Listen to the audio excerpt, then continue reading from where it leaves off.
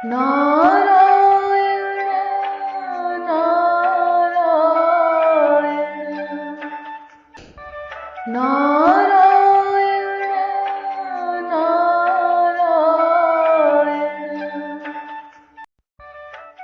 तुंगभद्रा नदी के तट पर सर्वोत्तम नगर में आत्मदेव नाम का एक विद्वान ब्राह्मण रहता था। उसकी पत्नी का नाम धुंधली था, जो कलह करने वाली तथा दुष्ट स्वभाव की थी। उनके कोई संतान नहीं थी।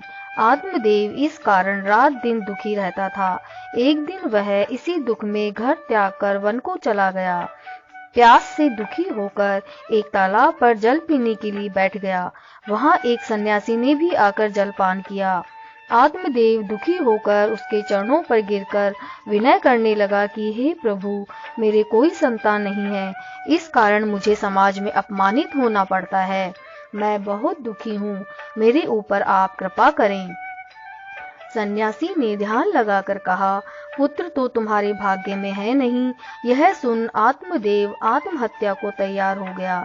यह देख सन्यासी को दया आई और उसने एक फल देकर कहा कि इसे अपनी पत्नी को खिला देना, जिससे उसके संतान हो जाएगी। इतना कह सन्यासी चला गया। वह ब्राह्मण फल लेकर प्रसन्न होता हुआ अपने घर आया और अपनी पत्नी धुंधली को फल देकर कहने लगा कि यह मुझे एक सन्यासी से प्राप्त हुआ है, इसके खाने से पुत्र सुख होगा। फल देकर आत्मदेव कहीं बाहर चला गया। उसकी पत्नी ने फल ले तो लिया, परंतु खाया नहीं। वह अपनी सहेली से कहने लगी कि गर्भ धारण करने की परेशानियों से तो मेरा बांझ रहना ही अच्छा है। यह सोचकर उसने फल नहीं खाया और गाय को खिला दिया और अपने पति से कह दिया कि मैंने खा लिया। कुछ दिन में उसकी बहन आई तो उसने उसे सब हाल सुनाया। बहन कहने लगी कि मेरे जो पुत्र होगा मैं तुम्हें दे दूंगी, बदले में तुम मुझे कुछ धन दे देना। मैं तुम्हारे बालक का पोषण भी कर जाया करूंगी। कुछ दिन बाद उसकी बहन के पुत्र उत्पन्न हुआ। वह उसने धुंधली को दिया। धुंधली ने अपने पति से कह दिया कि मेरे पुत्र उत्पन्न हुआ है। यह सुनकर आत्मदेव बहुत प्रसन्न हुआ। तो उसकी पत्नी कहने लगी कि मेरे दूध की कमी है, मेरी बहन का पुत्र मर चुका है, उसे बुला लीजिए, वह दूध पिलाकर पालन पोषण करेगी। ब्राह्मण ने यह बात मान ली। धुंधली ने अपनी बहन को बुला लिया और वह उस पुत्र का पालन पोषण करने लगी।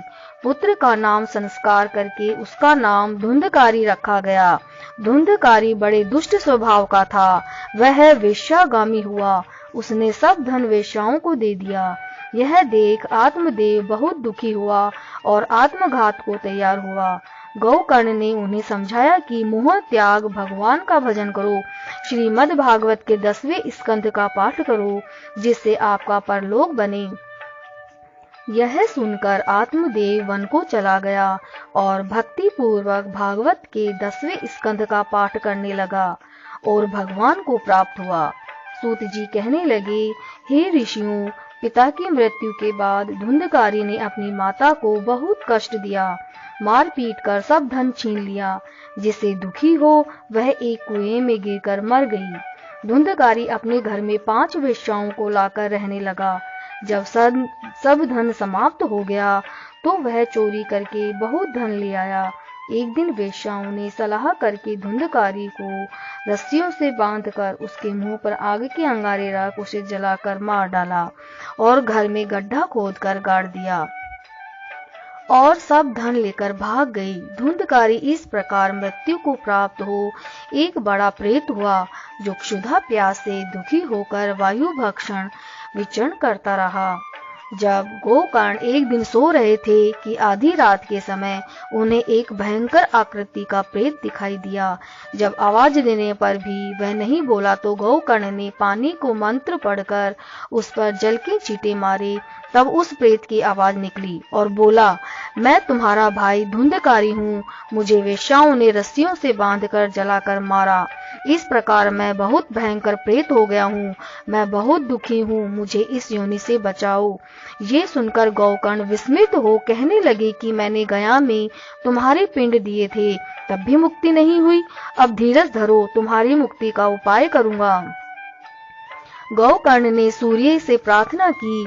तब सूर्य नारायण ने कहा कि इसे प्रेत योनि से मुक्त करने के लिए श्रीमद् भागवत का सप्ताह यज्ञ करो। गोकर्ण ने सूर्य के वचनों को मानकर सप्ताह यज्ञ आरंभ किया। उसमें बहुत नर नारी आए। धुंधकारी 7 गांठ के बांस में आकर बैठ गया। पहले दिन पाठ के अंत में बांस की एक गांठ फट गई।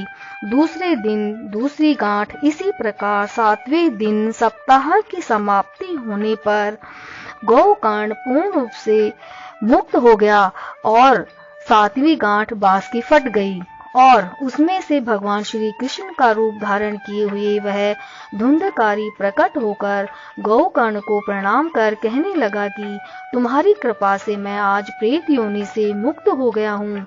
उस समय भगवान का पार्षद विमान लेकर आया और उसमें धुंधकारी को बिठाया।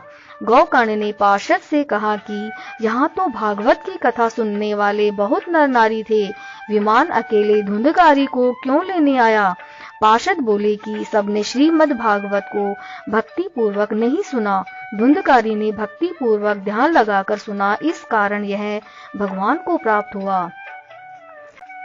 गोकर्ण ने जब दूसरी बार सावन मास में श्रीमद् भागवत यज्ञ किया, सब नारियों तथा पुरुषों ने प्रेम से कथामृत पान किया।